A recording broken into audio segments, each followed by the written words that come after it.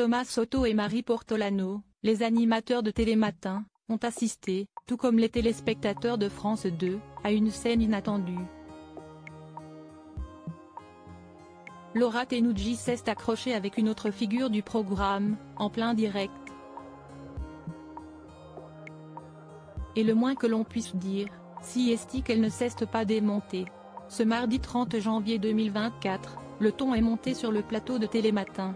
Laura Tenucci, venue présenter sa chronique sur les immanquables, au cours de laquelle elle partage ses bonnes adresses ou encore de nouveaux concepts, s'est accrochée avec l'un de ses camarades, Gérald Kierzek. Et il semblerait que l'affaire ne reste pas là et se règle hors caméra, après l'émission. Télématin, entre Laura Tenucci et Gérald Kierzek, le ton monte. La charmante blonde de 47 ans capte l'attention de tout le plateau de France 2 lorsqu'elle révèle l'existence des reading parties. Ce sont des soirées de lecture, mais ce n'est pas un club de lecture traditionnel.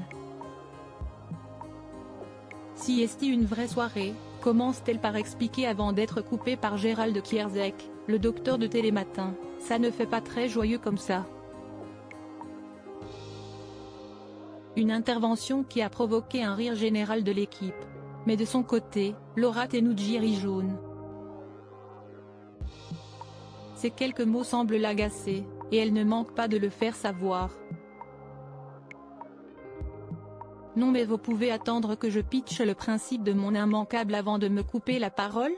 Ce serait très aimable à vous, merci, lance-t-elle alors à son camarade. Laura Tenucci prête à régler ses comptes avec Gérald Kierzek après Télématin. Finalement, la chroniqueuse et épouse de Christian Estrosi, maire de Nice, parvient à poursuivre, je reprends. Et donc il s'agit d'une soirée où on vient faire la fête mais en même temps lire.